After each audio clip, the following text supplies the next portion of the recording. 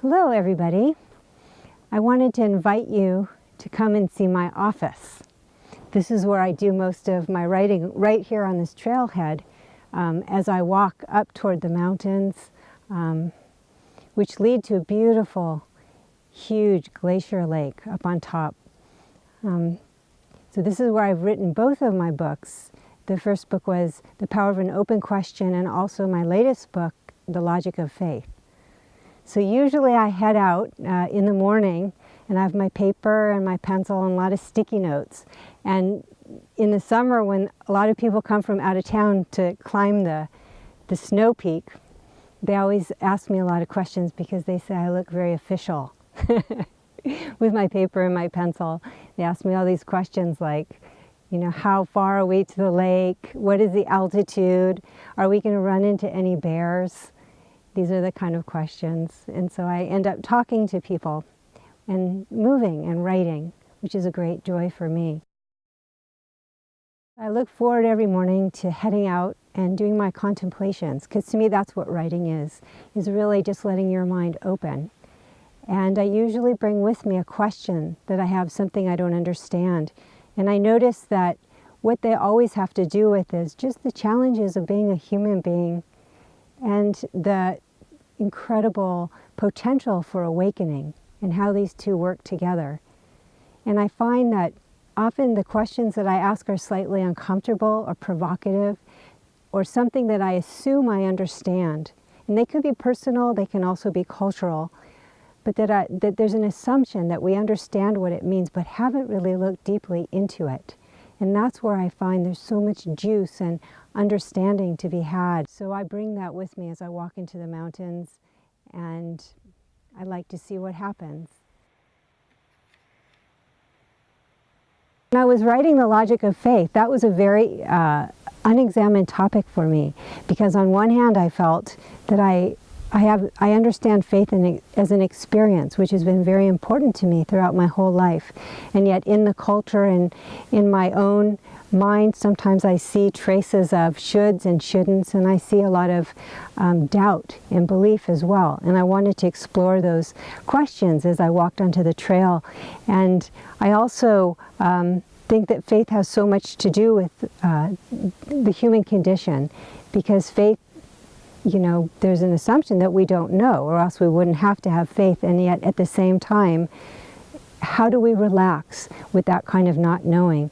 So for me, that was much more of a deep human questioning than it is a religious question in terms of a doctrine or how we're supposed to think about something. I wanted to make it very personal, but I also wanted to evaluate or look at some of the language assumptions we had around faith. And I also had to look at my own doubt, which was very exciting. So what I've discovered about my contemplative walks is when I bring a topic up as I walk, I'm moving in nature, and there's so much going on, and I'm enjoying myself. I don't feel pressured. My mind becomes very creative. So when I ask a question in a very deep, genuine way, often with a lot of longing, because it's very personal for me, I notice that my mind just opens up in a very natural and organic way, and I just begin to learn. So all I really have to do is pay attention. So in a sense, I don't feel so much like a writer, but I feel like a scribe. I'm just listening. So you know, a good analogy for that might be, you know, you want to go for a walk on a trail you've never been, so you bring a map with you. And the map is just an abstract of the place that you're going to walk.